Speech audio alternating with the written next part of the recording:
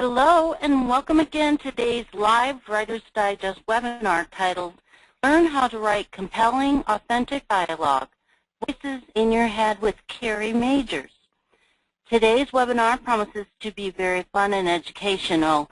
But before we begin, I'd just like to go over a few details for today's webinar. First of all, this webinar is being recorded, so you can just sit back and relax. And you don't have to take any notes if you don't want to. You'll be receiving the recording, both the video and the audio files, in a follow-up email before next Monday. So if today's the day you just want to sit back and listen and learn, feel free to do so. Secondly, I want to let you know that questions are welcome, and we encourage you to submit questions at any time. If you see there on the GoToWebinar panel that there is a questions box, and you can type your question into that area. We will get to those at the very end. The last thing I want to let you know is that Writer's Digest has webinars every Thursday at 1 p.m. Eastern Time, so you might want to check those out as well after this event.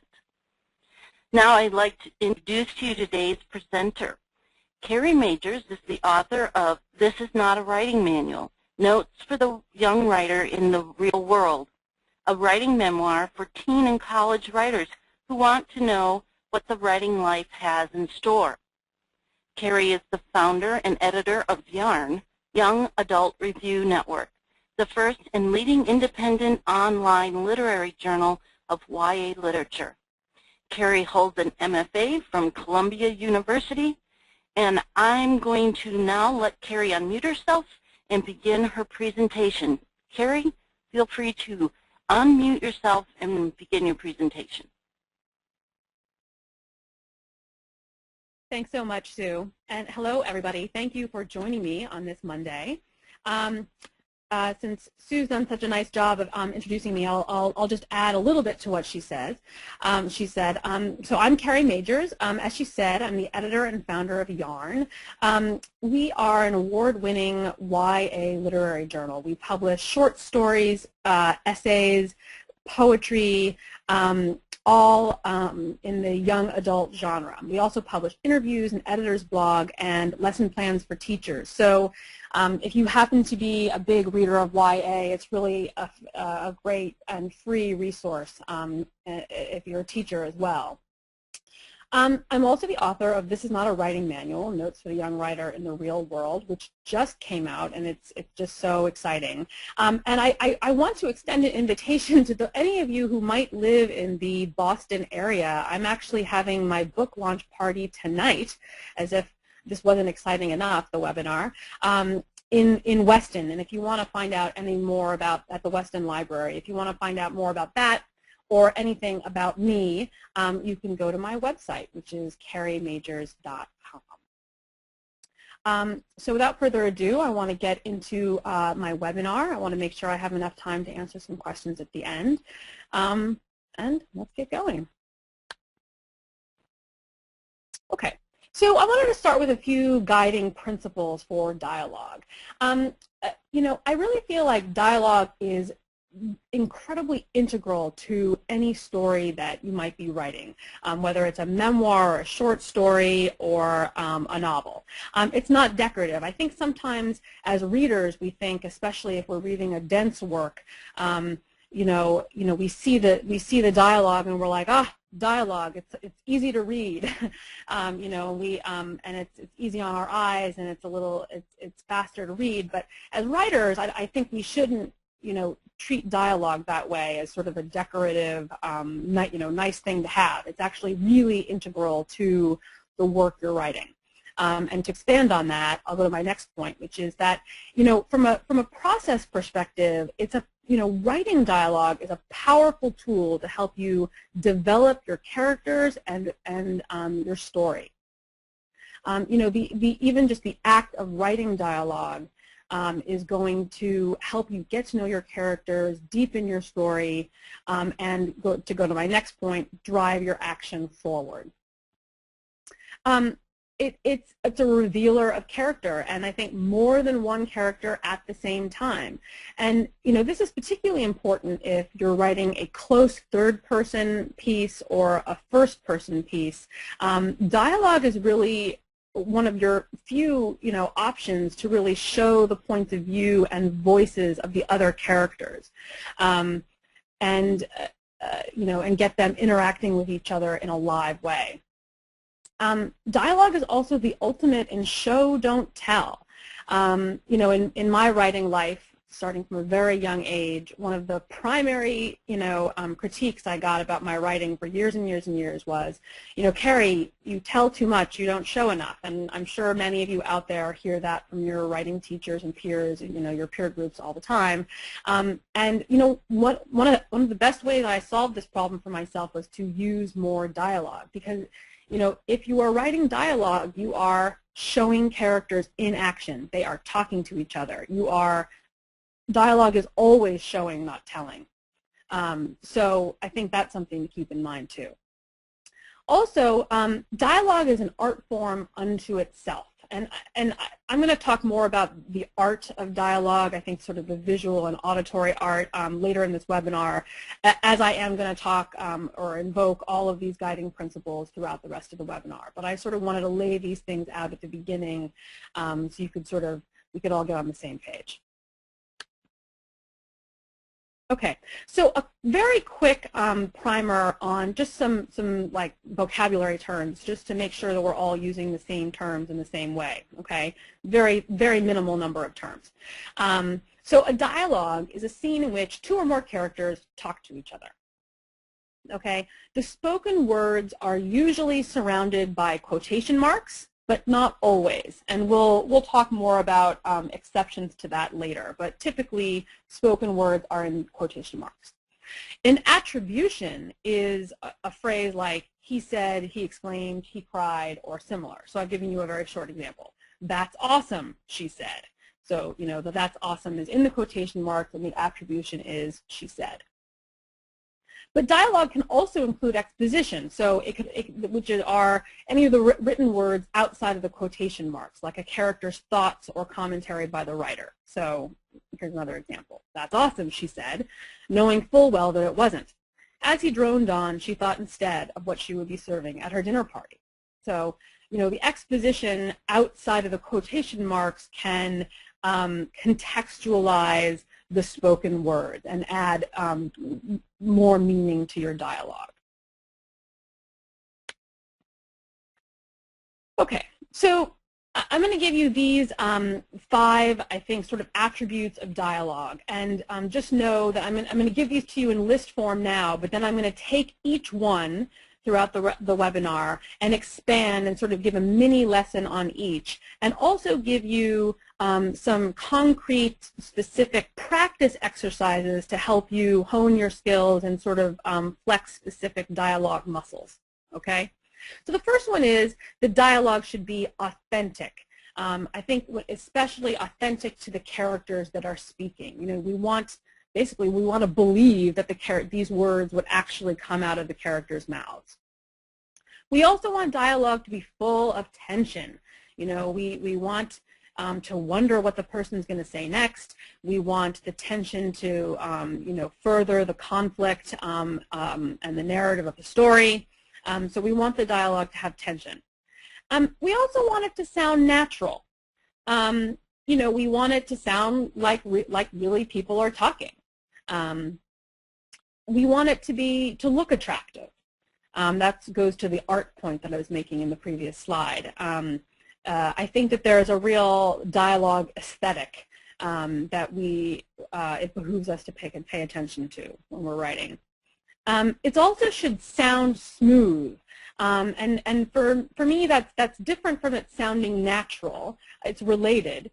But the smoothness of the dialogue is more to do with the sort of auditory art. And obviously, as I said, I'm going to expand more on that. And at the end of the slide I had, but what about you know, ... I'm sure you'll have, you know, lots of questions, and hopefully, like I said, I'll be able to answer many of those questions, but I'll be just discussing many exceptions and special cases toward the end of the webinar, things like, you know, using technological dialogue like texts and IMs and fun things like that. All right. So let's start with dialogue should be authentic. So this means that it should proceed from your knowledge of your characters, right? That the words that the characters are speaking come from that character's inner self, and you know who that character is, you know how they sound, and that so that their spoken words sound authentic to the character. But I think really critically, writing dialogue for your characters, your main characters and your minor characters, helps you form your character. So I think that this is an interesting kind of process and craft, push and pull that writers experience when they're writing dialogue. On the one hand, you need to know your characters in order to write the dialogue, but you also, the act of writing the dialogue and the process of writing the dialogue also helps you get to know your characters better. So let me give you an example from The Great Gatsby, which I'm assuming most of you have read or seen the movie recently. So this is from an early part of the novel. This is when Nick Carraway, the narrator of The Great Gatsby, first meets Jay Gatsby face-to-face at Jay Gatsby's party. Now, prior to this, Nick has never met Jay Gatsby face-to-face, so they're strangers to one another. Okay. At a lull in the entertainment, the man looked at me and smiled. "Your face is familiar," he said politely. "Weren't you in the 3rd Division during the war?" "Why, yes, I was in the 9th Machine Gun Battalion."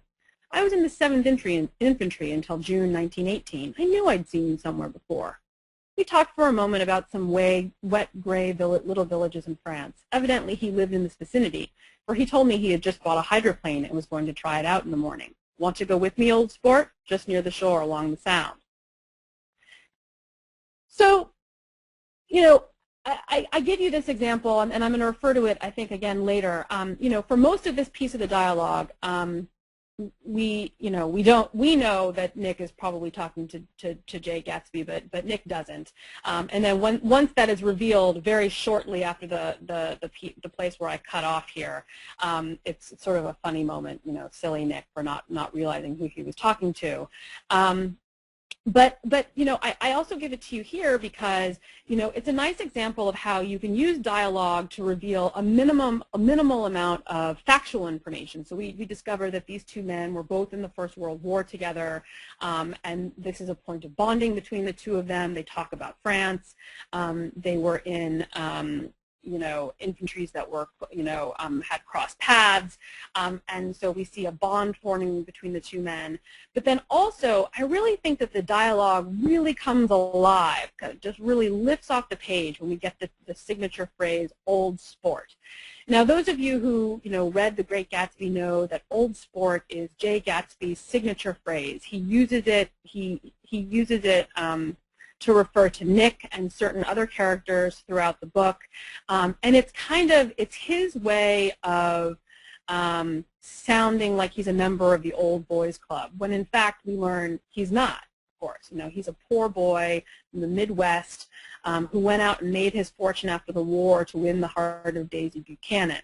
And so, but, you know, this signature phrase proceeds from his character. You know, he's a guy who uses a term "old sport" in order to make himself sound like someone he's not. Now, to the extent to which I think that, I mean, I can't, to the second point about it helping form his character. I mean, obviously, I can't get inside F. Scott Fitzgerald's head, but I'm willing to bet that when F. Scott Fitzgerald realized that his character was a man who said "old sport" to people, who called people "old sport," that was something that had to be a turning point in his writing. I mean, to realize that his character was someone who used this term. So that, I'm sure that helped him form the character from that moment forward. All right. Okay, so how can you practice this authenticity? Something I want to recommend, I know this sounds sort of wacky, but you might want to just try, just for fun, change the sex or ethnicity of a character for a scene of dialogue in whatever you're writing, whether it's a short story or a novel or whatever, and see what it reveals about the character and his or her patterns of speech. Now, the reason I recommend this is actually I recently did this in a piece of fiction I was writing. I realized that a character that I had made a man should really be a female character, and I changed the sex of the character, and I went back into all the dialogue that that character had, and it was really interesting to me to see what turns of phrase changed as a result of making the character a woman instead of a man. And I think that that might be an interesting kind of exercise for you to sort of see the way in which changing sex or ethnicity can change patterns of speech. You might also go Jay Gatsby. Give your character a signature phrase like "old sport" and see how it changes that character's speech and speech patterns. You don't have to keep the phrase. You don't have to keep, your "old sport" in there later. Just try letting it inform your dialogue writing for a while and see if it helps you get to know your character better. And you may wind up keeping it. My third suggestion here is to spend more time with your characters. Think about them when you're not writing. Write background sketches for them. You might even try writing a short story devoted to a minor character. This is something that's happening a lot in the world of young adult literature, especially for writers who are writing series. So they have their main character who we follow closely throughout the story, but there's also these great minor characters who we don't hear from as much in the main novels. Well, the writers are writing short stories devoted to those minor characters, and I know that those short works really help the writers get to know their minor characters. And in order to write authentic dialogue, it all proceeds from your understanding of the characters. So get to know your characters as well as you possibly can. Okay, dialogue should be tension-filled. So there's a number of things I want to say about that. So tension between characters moves the story forward. You always want to have conflict brewing between characters in whatever you're writing, and that helps move the story forward. So you want to make sure that your dialogue is playing a role in that tension creation. Something to keep in mind is characters who agree too often are kind of boring. You don't want to constantly have two friends who are constantly agree on everything, always talking to each other. You're not going to get very far doing that. Also boring. Dialogue that only relays, embarrassing typo, my apologies. Dialogue that only relays basic facts and information. So, think back to the Great Gatsby dialogue. We got a very short amount of necessary factual information about the war, which helped, again, like I said, kind of form a bond between the two characters. And we got the basic facts, but then we got to old sport and the two men realizing who each other were.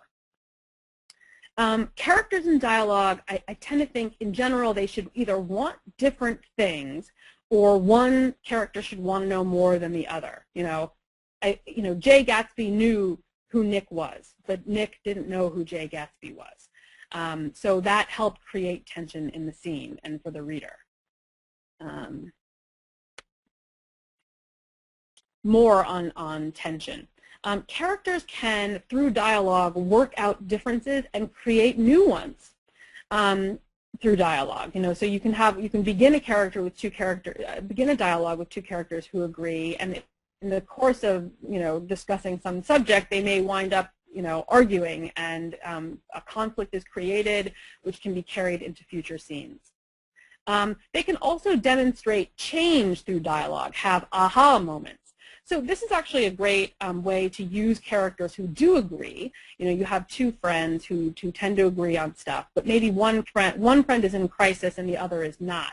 So the friend who is in crisis needs help, goes to the friend who is not in crisis, and they discuss things. And the character who's more relaxed and can see things more clearly can help the crisis character have an epiphany and make change through the dialogue. Also important to remember is what characters don't say is as important as what they do say, and it adds tension. Mystery writers do this incredibly well. They have to, because the whole thing about a mystery novel is when information gets parceled out and how. So, and characters are constantly not saying important things during dialogue in a mystery novel. So, if you really want a lesson in how to not say what, when, pick up a novel by Dennis Lehane or or Elmore Leonard. Okay. Also, I think you want to avoid providing excess information in quotes and out.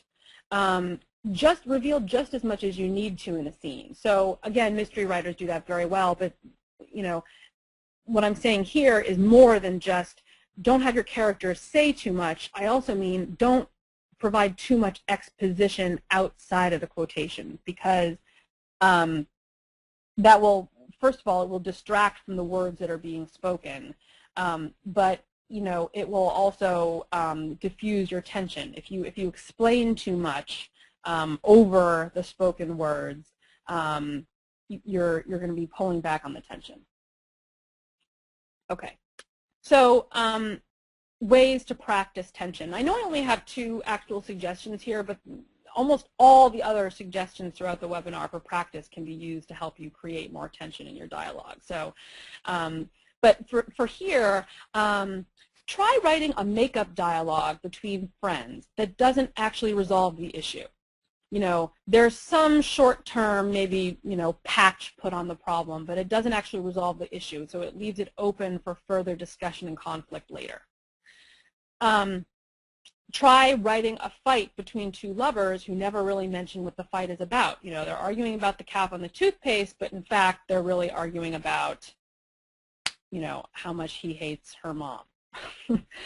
We've all been in relationships. We know what those fights are like. So try writing that kind of a fight where there are the spoken words that only address surface issues, but the real underlying issues are never addressed, but they're kind of burbling, simmering under the surface.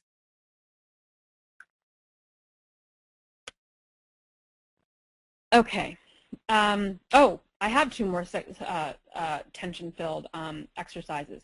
Try taking a dialogue from a recent project and try summarizing it in exposition instead.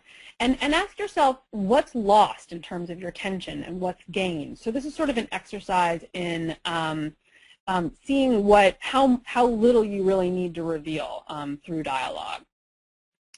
Or try taking a long dialogue that you've written and cut it in half. Revealing a bare minimum of information. And maybe you can ask yourself, can some of the lines you cut go elsewhere in the piece? You may decide that everything you've cut can go, and your dialogue is stronger for it. I have had this experience many times where I sort of go into a long dialogue and I kind of cut and trim, and I realize that it's just much, much better, that the tension is much tighter, and the conflict is much more clear. Okay. So now we come to dialogue should be natural. So it should sound like real speech, but also not sound like real speech. And I know that sounds contradictory, but it's really not. When you think about real speech, you're even just listening carefully to what I'm saying. I've said probably 1 million times in this webinar already. There I am again. So real speech, when we're speaking, like you're lecturing like I am now, or you're speaking with friends, is full of ums and oohs and ahs and pauses and false starts. That written dialogue should not have all that stuff. So really, your written dialogue is like a very polished version of real speech. And the more dialogue you write, the better you'll get at pulling off this little magic trick. And there are lots of ways for dialogue to sound natural and not natural. Eliminating the ums and ahs and sighs and stuff is one piece of it. I'm actually going to give you an example here. It's from John Green's The Fault in Our Stars. This is a young adult novel, but it was a huge crossover hit last year. Time magazine actually named it the best book of 2012. And I read all of John Green's novels. They're wonderful. But I would say that one of the recognizable things about John Green's novels is the dialogue. And all of his characters seem to be hyper smart and super articulate in a way that would sound unrealistic if he wasn't such a great crafter of dialogue. And I want to give you this example and talk about it a little bit to sort of show how you can have dialogue that is, sort of simultaneously natural and not natural and have it still be great. So this dialogue is between the two teenage characters, a boy and a girl. They both have terminal cancer. And this is early on in the novel. They're discovering more about themselves, and this is mostly the boy speaking. He says, "I used to play basketball," he explained. "You must have been pretty good." "I wasn't bad, but all the shoes and balls are cancer perks." He walked toward the TV, where a huge pile of DVDs and video games were arranged into a vague pyramid shape. He bent at the waist and snatched up V for Vendetta. "I was like the prototypical white Hoosier kid," he said. "I was all about resurrecting the lost art of the mid-range jumper, and then one day I was shooting free throws, just standing at the foul line at the North Central Gym, shooting from a rack of balls. All at once I couldn't figure out why I was methodically tossing a spherical object through a toroidal object. It seemed like the stupidest thing I could possibly be doing. I started thinking about little kids putting a cylindrical peg through a circular hole, and how they did it over and over again for months when they figure it out, and how basketball was basically just a slightly more aerobic version of the same exercise." And it goes on. So, we have a couple of phrases here that I think are just so articulate that, if your favorite English professor, uttered them all, throughout a lecture, I think you'd be impressed. Prototypical white Hoosier kid, spherical object through a toroidal object, the cylindrical peg through a circular hole, resurrecting the lost art of the mid-range jumper. And here are all of those phrases mushed together into a really short, fragment of dialogue. But even though that might not be like natural speech, it does in fact sound natural because it is, balanced by, I was like the prototypical white Hoosier kid. I was all about resurrecting the lost art of the mid-range jumper. I wasn't bad, and he's at the same time, he's also, the words outside of the exposition, outside of the quotation marks, I think is also helping here. He's surrounded by a bunch of DVDs of action movies like V for Vendetta. And so the overall effect is very natural and believable and authentic. And I also want to draw your attention to one other thing here is the term cancer perks.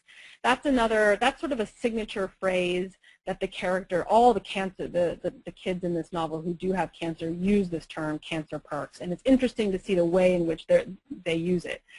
Usually it's pretty irreverent. Basically they get perks, things like, fancy basketball shoes and balls because they have cancer. But like old sport, it winds up becoming like a signature phrase, and you get to know the characters better because of the way that they use that term. All right. Okay, so how to practice writing more natural dialogue.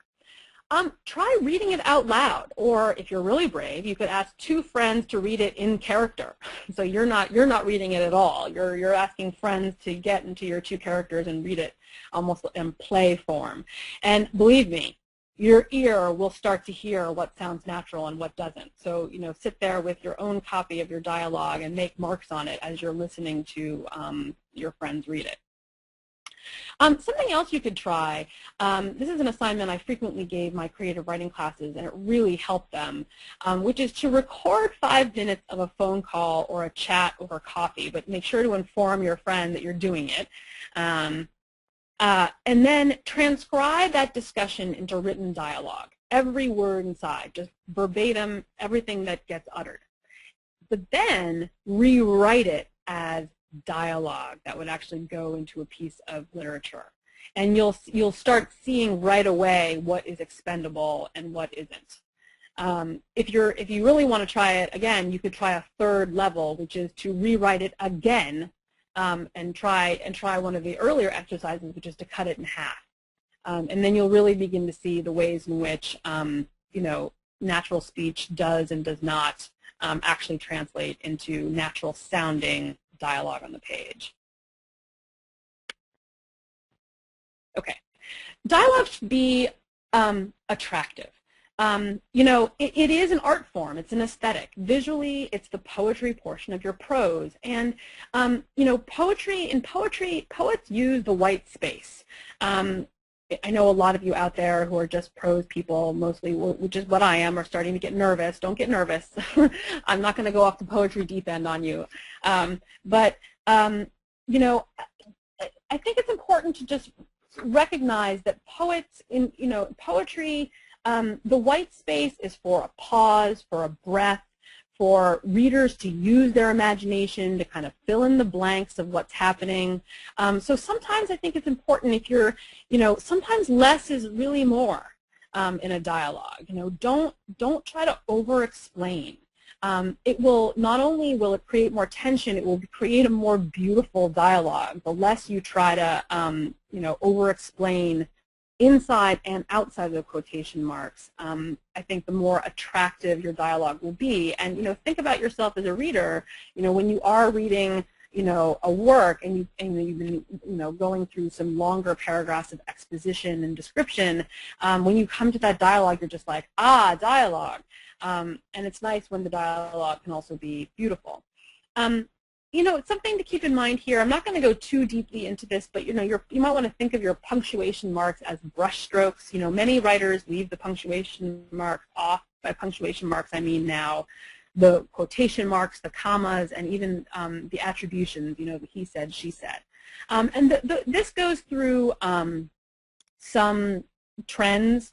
It was interesting when I asked some of my writer friends, what writers do you know that don't use quotation marks? And it was really interesting. The suggestions ran like a list of the great works of literary fiction from the 90s. So the 90s must have been a time when a lot of writers, serious writers, were not using quotation marks. People like Kent Haruf and Cormac McCarthy and Frank McCourt. So, just to be aware that some of this stuff can go through trends as well.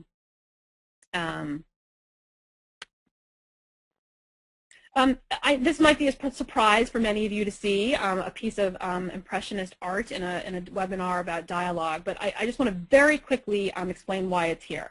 This is Edouard Manet's Execution of Emperor Maximilian of Mexico. It was painted in 1868, and it was a big deal when it was first shown. This is a painting about a major historical event.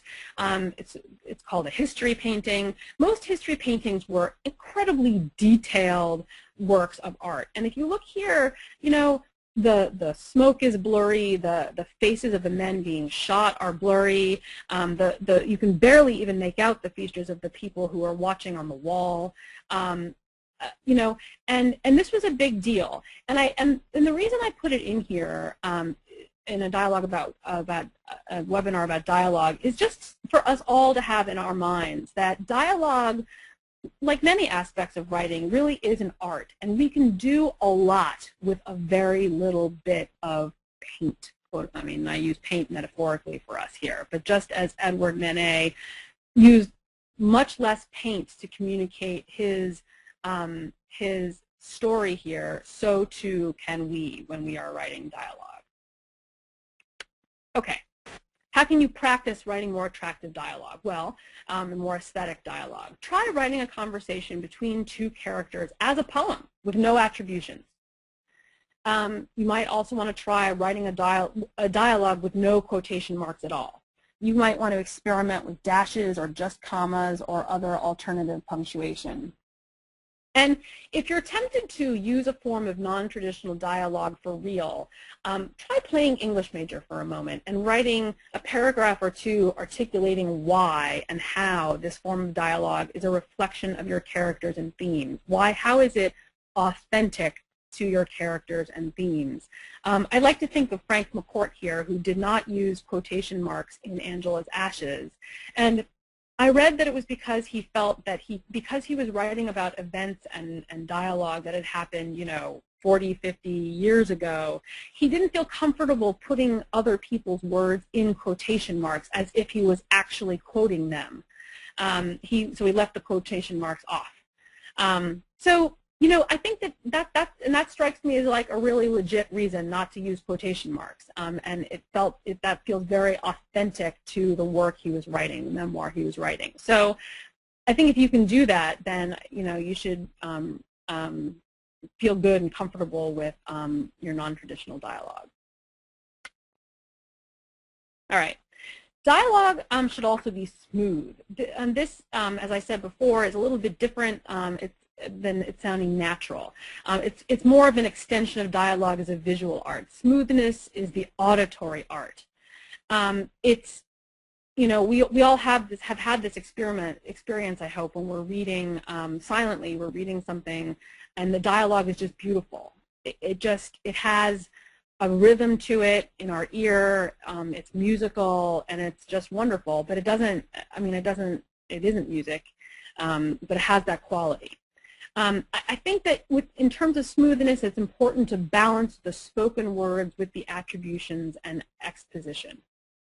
And as much as possible, try to have your spoken words convey the feelings in the scene.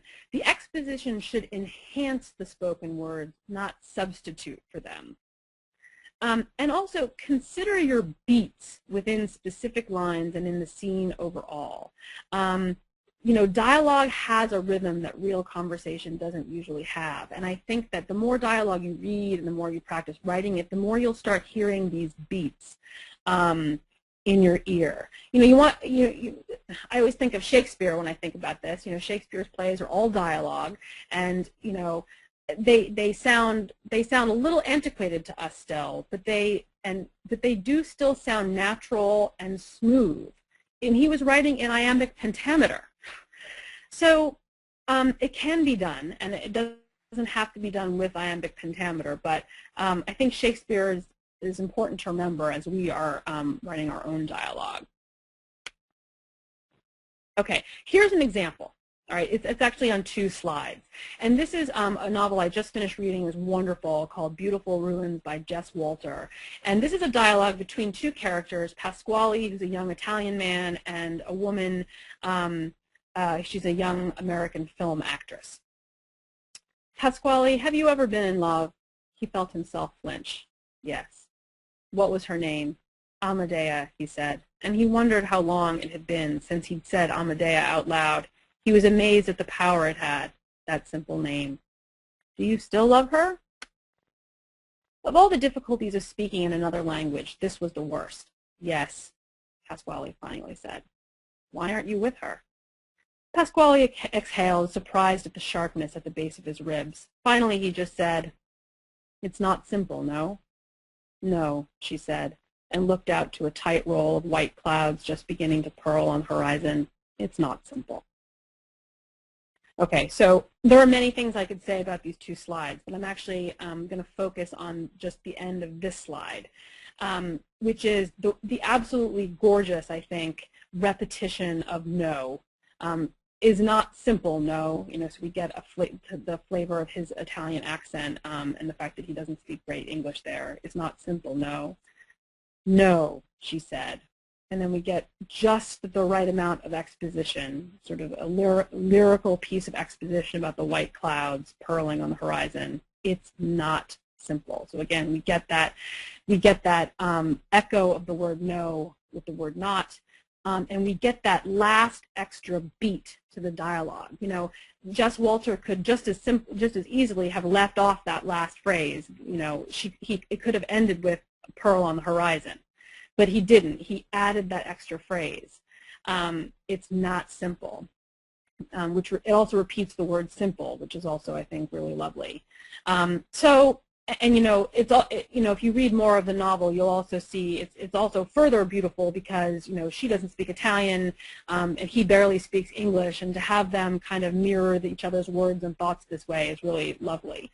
But this is an example of just, I think, really smooth, nice to the musical to the ear dialogue, and he was paying attention to the kind of the beats of the dialogue. And adding just the right amount of spoken word to make it sound good to us. Okay, so ways to practice smooth writing. Try writing a dialogue with only the simplest attributions and no exposition.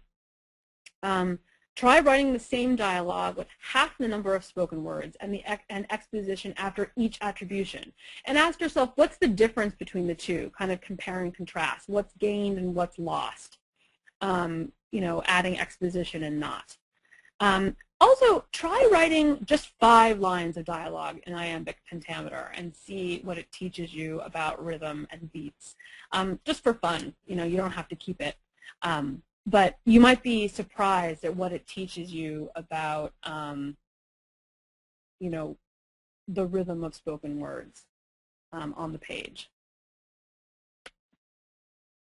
Okay, so now we're moving out kind of the main and portion of the webinar about all of those 5 aspects of dialogue that I think are really important. I think these other things are just as important but different.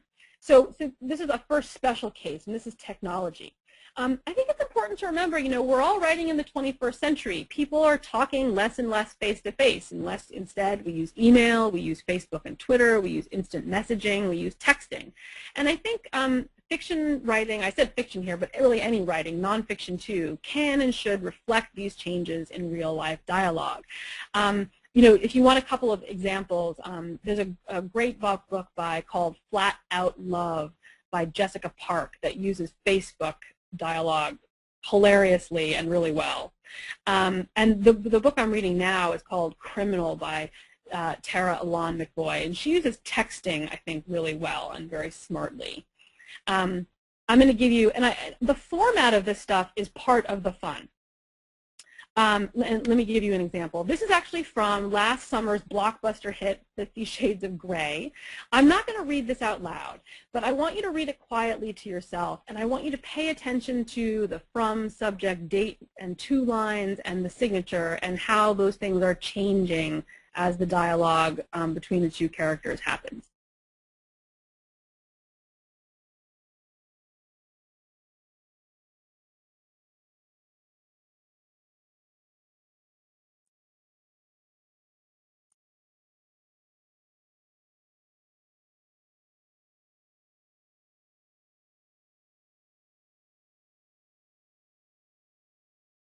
The dialogue continues on the next page.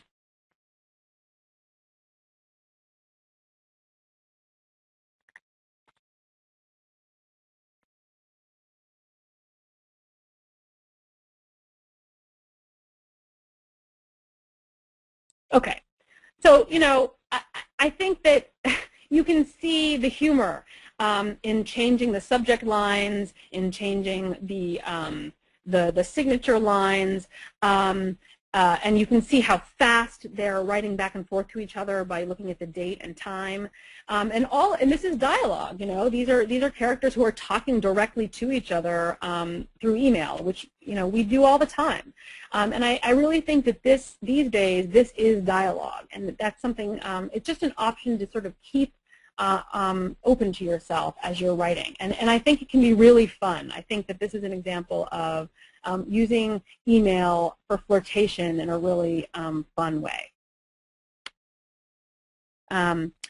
Languages, another special case. So when it comes to things like accents and dialects and words from other languages, F-bombs, rap-a-log, and other colorful language, I think that the really essential question you need to ask yourself about whether or not, if you're deciding whether or not you want to use any of these things, is this dialogue this kind of dialogue essential for describing and developing my characters? And if the answer is yes, then you need to do it. You know, a great recent example of using accents and dialects to awesome effect is The Help by Catherine Stockett. You know, she has, this is a book about the South in the 60s. We have wealthy white women who speak a particular way. We have black servants who speak in a different way. And we have, for lack of a better term, poor white trash characters who speak in yet another way. And the ways in which all of those accents and dialects come together in dialogue scenes is wonderful, and it's authentic to the characters, it creates tension, and it moves the story forward. So if you're writing a piece that needs those things, I think that's just great. Genre. I'm going to go through this quite quickly because I want to make sure I have a chance to answer your questions, and I'm almost finished. Dialogue can also provide you an opportunity to supply what you lack. So if you're writing young adult literature, for instance, I've noticed that the dialogue can give you an opportunity to have your teen character talk to an adult and give you the opportunity to insert more adult point of view. If you're writing a mystery, it provides you an opportunity to provide motives and missing information. If you're writing science fiction and fantasy, you know, the spoken voices can ground the otherworldliness in the familiar or make it ever stranger, you know. You think about watching the Star Wars movies, you know, they're all speaking English, right? Except in the scenes where they're not, when they encounter aliens, you know, who are speaking other bizarre languages. And when people start speaking those other bizarre languages, the world seems totally unfamiliar. Whereas it seems much more familiar when they're, you know, speaking in words that we understand. If you're writing memoir, writing dialogue enables you to let others speak and comment on the writer's own experiences, which can be just such a relief when you're writing memoir. It can be so claustrophobic sometimes on one point of view, but if you add dialogue, it lets others speak. Okay, so the dialogue frame of mind. How do you condition yourself to write great dialogue? Well, I think it's important to eavesdrop. As I said in my book, this is not a writing manual, I was an inveterate eavesdropper as a kid, and I think it taught me a great deal about how people talk and what they say. And when you're listening, whether you're eavesdropping or just listening to a conversation next to you, listen for what's unspoken also in every conversation you hear and have. Try keeping a dialogue journal. You know, this has never been simpler than with our smartphones. You know, keep a journal in your notes app of fragments of great dialogue that you hear. I'll state it again. You know your characters. Think about them when you're not in front of your computer, when you're in line at the grocery store or at the gym, and practice. You know, start your writing your day with a scene and dialogue, or add dialogue to every chapter. You can always cut it later. Within the context of a specific work like your novel or memoir, when you sit down to write your dialogue, know where you are in your narrative and what stage of development your character's in. Has the character, for instance, already decided to cheat on his wife, or is he still trying to decide? Try to, as much as possible, inhabit the headspaces of your character, and I think some of the exercises I gave you earlier should help. Know what the characters want out of the exchange, but also let your characters lead you. Let them surprise you with their signature phrases and with the words that come out of their mouth.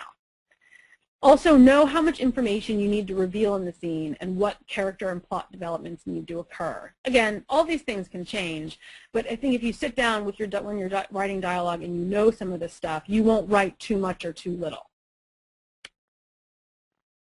And don't forget, I was at the LA Times Festival of Books earlier this year, and Victoria Schwab said something that's become something of a mantra to me. She said, "You can't fix what you haven't written."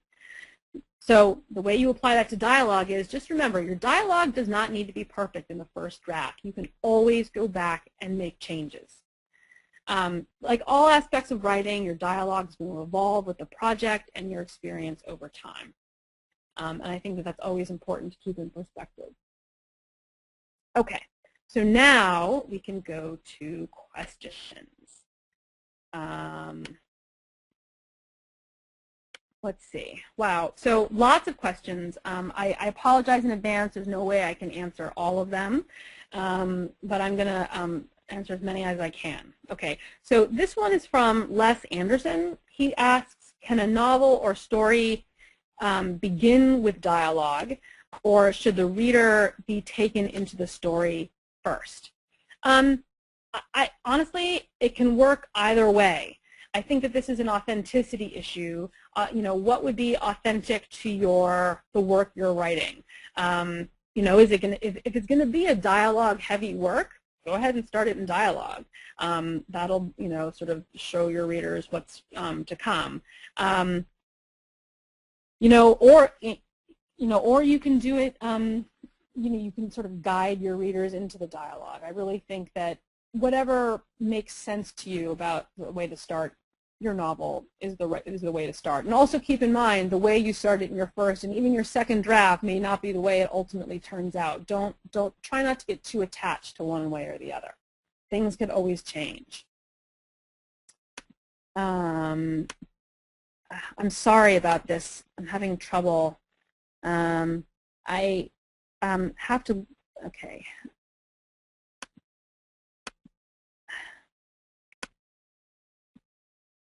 I'm going to try and, I know you guys can all see my thing.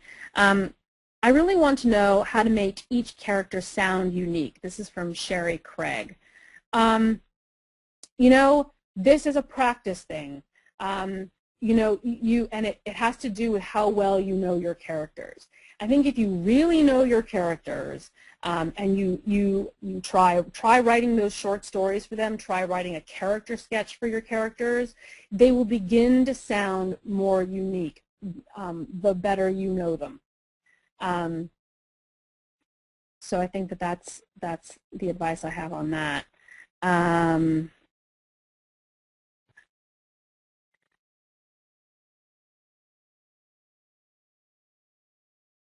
Sorry, some of these are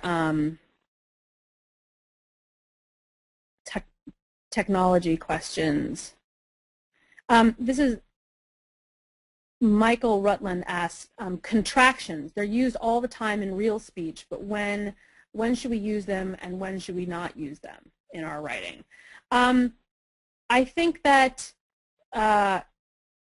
with contraction, I mean, I think in general you always want to use contractions in real speech, in your written speech, because that is the way we talk.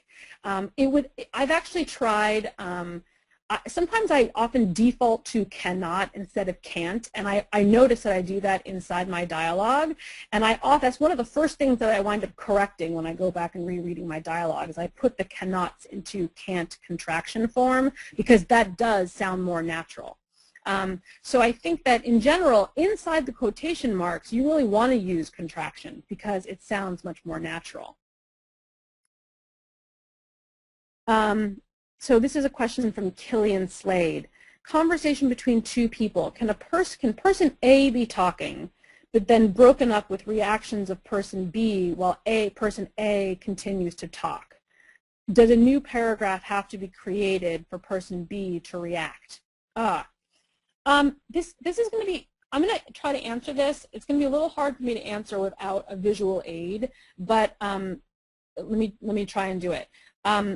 Person A can be talking and then broken up with reactions by person B.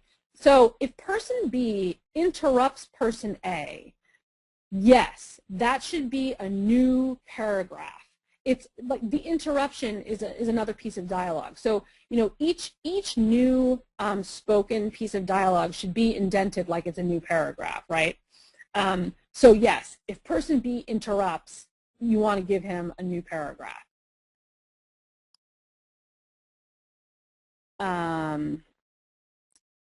Let's see.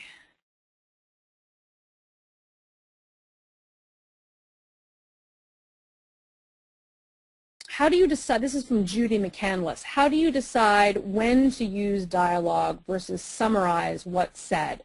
You know, this is one of those hard things about writing, you know, there's no rule, and it really comes with practice, and that's why I try a lot of, you know, several of the exercises that I gave you really are meant to help you practice using summary and exposition and using dialogue. And I think through practicing, you'll begin to see what makes sense for you and what's not. And again, the answer for you, Judy, might be different than the answer for me. It'll also be different from work to work. You may wind up writing something that requires a lot of dialogue and very little exposition and summary, but you may be writing something else someday that would require more of the other. So I always hate to say it, but it truly does depend. Cassandra Peterson, I teach my students not to use the verb said when using dialogue because it doesn't shape the emotion behind the spoken words. What are your thoughts on avoiding the use of the verb said when writing dialogue? Oh, this is a great question. It's interesting, Cassandra.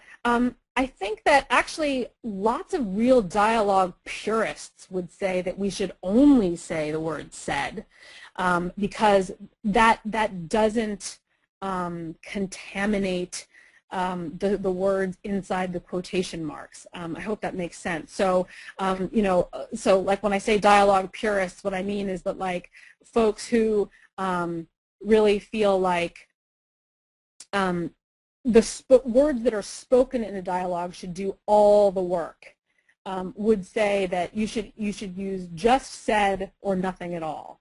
I'm not in that camp myself. I see its virtues, but personally, like that Jess Walter example I gave you, I mean, I think that exposition can do a beautiful job of helping you write your dialogue. So again, a lot of it's a depends situation. When you're discussing this with your students, one of the things that I like to do is, you could give them two examples.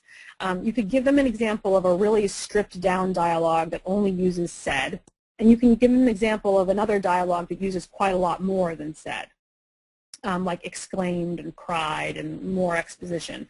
And ask them to really compare and contrast the differences, what's gained, what's lost. And I think that there will be pros and cons on both sides, and then they can sort of decide for themselves when it comes time to writing their own dialogue what they're going to use.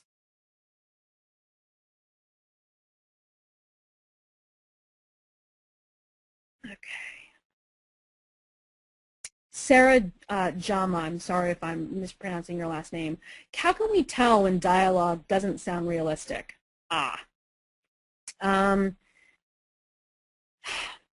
Again, it's practice. Something that I say in my book is that, I really credit my incredible amount of eavesdropping throughout my life with my ability to be able to tell when dialogue doesn't sound realistic. The more we listen to speech around us, the more we read, the more practice will be to hear when dialogue doesn't sound realistic. It's like being a musician and listening to lots of great music, classical music, rock music, lots of different kinds of music. I also played music when I was younger. The more music you listen to and the more music you play, the better equipped you'll be to hear the wrong notes. So I hope that answers the question. This is JK. What is the best way to show a character writing an entry on Facebook or a diary entry? Should they be in quotes? I think that like the example I gave you from 50 Shades of Grey, the best way to show a character writing in any of these technological mediums is to actually use that format. So, with the 50 Shades of Grey email format, it was an actual email format that she was using. She probably cut and pasted it from one of her own emails. With texts, it's a little harder with text because those are just sort of fragments of text floating around in space. So what I do in my own writing, and I'm noticing that Tara does in Criminal, is I change the font and I indent it. So that's something you can do. With Facebook, I would try as much as possible. I mean, obviously you can't recreate the whole Facebook page, but I think you can do a little bit to kind of show the a little bit of the way that formatting works on Facebook, and of course it's always changing, as we know. Check out Jessica Parks's book, Flat Out Love. She does a good job with this, with the Facebook.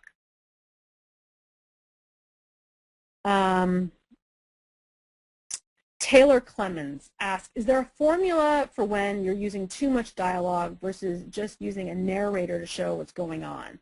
I've been told your book shouldn't be more than 1/3 dialogue, but I've read books that are very heavily on dialogue and still do well, some of the Harry Potter books, for example. Oh, Taylor, I would throw out all formulas like this. Throw out that 1/3 dialogue rule. That's absolutely not true. You should do what's authentic to your writing. If you write great dialogue, and you also, especially if you, what's authentic to your character and your work, first of all, but also what's authentic to you as a writer. You know, if you in your writers groups are being told that you write great dialogue, write more of it. And don't worry about how much of your work is dialogue. What you need to worry about is whether or not your dialogue is doing the necessary work in your piece. So, you know, if it's not creating tension, if it's not helping you develop your characters, then you need to pull back on your dialogue and use something different, you know, more exposition or something. But as long as it's going well for you, I say use it, and don't try and you know, put a formula on yourself.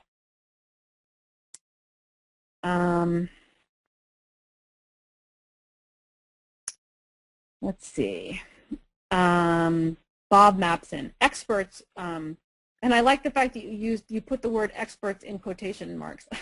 Experts advise us to delete, quote, fillers, unquote, from dialogue, things like but that makes dialogue seem a bit unnatural. Thoughts? Okay, so, you know, later you guys can all go back to my slide from The Fault in Our Stars, and you'll see that the character uses the word like, you know, like I use that slide, like. And that's an example of sort of like filler, you know, the word like, we use the word like all the time, but it's filler. But there, it's critical, because that little piece of, you know, if you want to call it filler, helps the dialogue sound authentic. But you'll notice that he only uses it once. And it's very, I think, carefully employed. So I think I talked about this earlier in the webinar. You definitely don't want to overload your dialogue with these words, like the way we do with actual spoken speech, like I'm speaking to you now, because then it just gets cluttered. But a well-placed like, or sigh can do a lot of work for you in the dialogue, but it has to be, you know, judiciously and used and well-placed.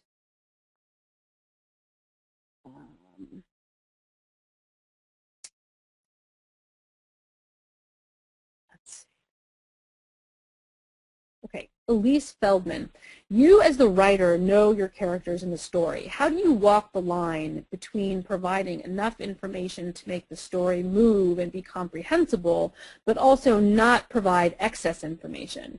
I think sometimes knowing the characters so well might blind the writer to a scene that has too little information revealed, though I'd imagine that the too much info scenario happens more often. This is a great question. I mean, they're all great questions. And I think that to really answer this question, I need to refer to the larger process of writing.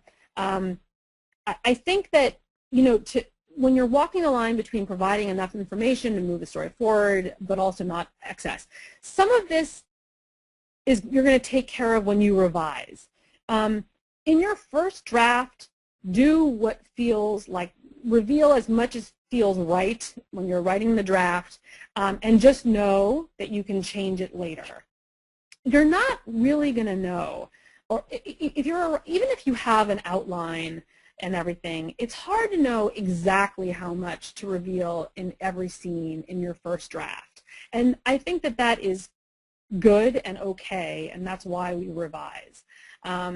Just so when you have finished your piece, whether it's a short story or a book-length work, that's when you go back and you will be better able to see places where you've revealed too much too early or not revealed enough, and that's when you can start making some of those changes, when you have kind of the scope of the entire project in your head. But that stuff is very hard to see accurately in a first draft, so just bear that in mind as you're writing dialogue. Sue, I'm noticing it's now 4 minutes past 2. I'm happy to answer. Oh, I'm being told I should probably pick one last question and wrap it up. Okay, so let's do one more question. This is from Angelie. Is it a good idea to limit attributions to a minimum, or will that somehow take away from the story? I think I kind of answered this question above. Like I said, there are some dialogue purists who really believe in keeping those attributions to a minimum, but I think that it all has to do with your writing and the piece that you're writing. You know, like again, like the examples I provided you, there was more. There were attributions and there was exposition, and I think that it added to the dialogue rather than detracted from it. So